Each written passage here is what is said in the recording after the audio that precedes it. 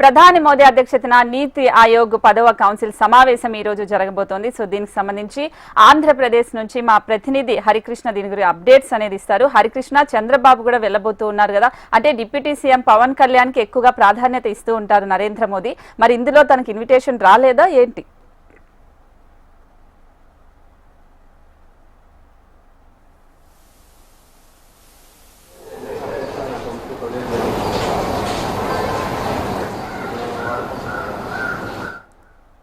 ప్రారంభం కాబోతుంది. ఈ నేపథ్యంలోనే భారతదేశంలో ఉన్నటువంటి అన్ని రాష్ట్రాల ముఖ్యమంత్రులతో పాటు కేంద్ర పాలిత లెఫ్టినెంట్ గవర్నర్లు కూడా ఈ సమావేశానికి హాజరు కానున్నారు. ముఖ్యంగా రాష్ట్రానికి రావాల్సినటువంటి నిధులు అలాగే ఉన్నటువంటి సమస్యలకు పరిష్కారానికి సంబంధించి ఈ నీతి ఆయోగ్ లో ప్రతి రాష్ట్రం కూడా పాల్పంచుకొని తమ సమస్యలను కేంద్ర ప్రభుత్వానికి విన్నవిస్తుంది. కేంద్రం నుంచి కూడా సహాయ సహకారాలు పొందుతుంది. ముఖ్యంగా వికసిత రాష్ట్రం వికసిత భారత్ @2047 లక్ష్యంగా ప్రస్తుతం భారత్ పనిచేస్తున్నటువంటి పరిస్థితి ఉంది. అభివృద్ధి చెందుతున్నటువంటి దేశాలలో పూర్తిగా ఒక్కొక్క మెట్టు ఎదుగుతున్నటువంటి భారతదేశం 2047 నాటికి పూర్తిగా అభివృద్ధి చెందిన దేశంగా మారాలన్నటువంటి లక్ష్యంతో అయితే నీతి ఆయోగ్ పనిచేస్తున్నటువంటి పరిస్థితి ఉంది. ఈ నేపథ్యంలోనే భారతదేశంలో మారుమూల ప్రాంతాల్లో ఉన్నటువంటి ప్రతి గ్రామం కూడా అభివృద్ధి చెందాలన్నటువంటి లక్ష్యంతో ప్రతి సంవత్సరం కూడా ఈ నీతి ఆయోగ్ కార్యక్రమాన్ని అయితే నిర్వహిస్తున్నటువంటి పరిస్థితి ఉంది. ఇక మన రాష్ట్రం విషయానికి వస్తే ఆంధ్రప్రదేశ్ ముఖ్యమంత్రి చంద్రబాబు నాయుడు ప్రతిరోజు కూడా కలలు కంటూ ఉంటాడు. కంపల్సరిగా ఆంధ్రప్రదేశ్ని దేశంలోనే అగ్రగామిగా నిలబెట్టాలని, అలాగే ప్రపంచానికి ఒక రోల్ మోడల్గా ఆంధ్రప్రదేశ్ని తయారు చేస్తామని చెప్పేసి కూడా పలు సందర్భాల్లో ప్రస్తావిస్తుంటారు. ఇదే నేపథ్యంలో అభివృద్ధికి బాసటగా అడుగులు వేస్తున్నటువంటి పరిస్థితి కూడా లేకపోలేదు. మరోవైపు ఒకసారి మనం చూడొచ్చు, ఇటు అమరావతి పునర్నిర్మాణంలో కంప్లీట్గా కూడా హలో చెప్పండి హరికృష్ణ, అమరావతి పునర్నిర్మాణ శంకుస్థాపన అమరావతి పునర్నిర్మాణ శంకుస్థాపన కార్యక్రమంలో కూడా నరేంద్ర మోదీ వచ్చినప్పుడు ముఖ్యమంత్రి ఒకటే ప్రస్తావించారు, కంపల్సరిగా కేంద్ర సహాయ సహకారాలు లేకపోతే అమరావతి అనేది ముందుకు కదలదు, అలాగే ఆంధ్రప్రదేశ్ అభివృద్ధి అనేది ఆశించిన స్థాయిలో జరగదని చెప్పేసి ఖచ్చితంగా కేంద్ర సహాయ సహకారాలు అందించాలని చెప్పేసి కూడా ఆయన విజ్ఞప్తి చేయడం జరిగింది. దీనికి మోడీ కూడా సానుకూలంగా స్పందించారు.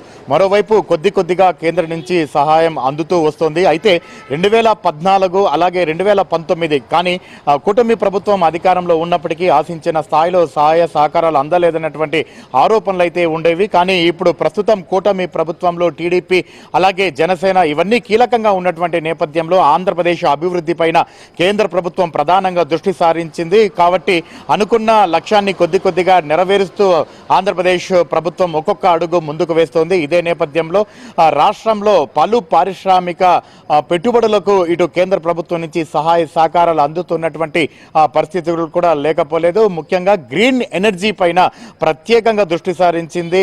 వీలైనంత త్వరలో గ్రీన్ ఎనర్జీ దేశానికి దిక్సూచిగా ఆంధ్రప్రదేశ్ మారబోతోందని చెప్పేసి కూడా చంద్రబాబు చెప్తున్నటువంటి పరిస్థితి కూడా లేకపోలేదు. ఆయన పలు సందర్భాలు కూడా చెప్పారు, ఐటీకి సంబంధించినటువంటి సెక్టార్ గతంలో హైదరాబాద్లో తాను ప్రారంభించేటప్పుడు అందరూ తన వైపు అనుమాన రకంగా చూశారని, కానీ ఈరోజు దేశానికే ఒక అగ్రగామిగా హైదరాబాద్ నిలిచిందని, సైబరాబాద్ సిటీ ప్రత్యేకంగా నిలిచిందని కూడా ఆయన పలు సందర్భాల్లో ప్రస్తావిస్తూ ఉంటారు. ఈ నేపథ్యంలో క్వాంటమ్ కంప్యూటర్స్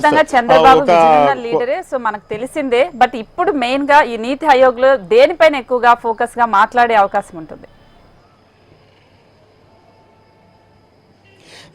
స్వప్నిక, ప్రధానంగా మనం చూస్తున్నాం అంటే ఒక్క సమస్యకు సంబంధించింది కాకుండా ఓవరాల్గా ఆంధ్రప్రదేశ్లో పెట్టుబడులకు సంబంధించి అలాగే కేంద్ర సహకారానికి సంబంధించి అంటే ప్రధానంగా మనం చూడొచ్చు, పోలవరం ప్రాజెక్టు ఇది కంప్లీట్గా జాతీయ ప్రాజెక్టు. కానీ గతంలో 2019-20 సంవత్సరంలో అప్పుడు వచ్చినటువంటి వరదలకు డయాఫ్రమ్ వాల్ కొట్టుకుపోయింది. అది మళ్ళీ తిరిగి పునర్నిర్మిస్తున్నారు.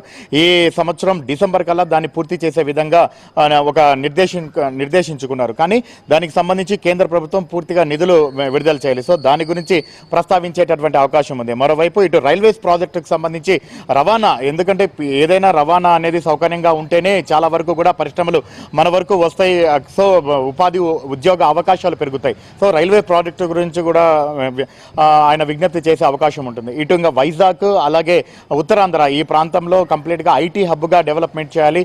ఇటు రాయలసీమ ప్రాంతం అంతా కూడా కర్నూలు అనంతపురంలో గ్రీన్ ఎనర్జీకి సంబంధించి డెవలప్మెంట్ చేయాలి. అలాగే ఇండస్ట్రియల్ కారిడార్ని కూడా డెవలప్ చేయాలనేటువంటి పరిస్థితి ఉంది. ఇటు ఇంకా విజయవాడ తిరుపతి లాంటి ప్రధాన నగరాల్లో ఇటు టూరిజం హబ్గా అలాగే ఇటు ఏదైతే టెంపుల్ సిటీలుగా ఇవన్నీ కూడా డెవలప్ చేసే విధంగా అన్ని అంశాలను పరిగణలోకి తీసుకొని కేంద్ర సహాయ సహకారాలను ఈరోజు కోరేటటువంటి అవకాశం ఉంటుంది. Swapnika. Right Harikrishna, thanks for the updates.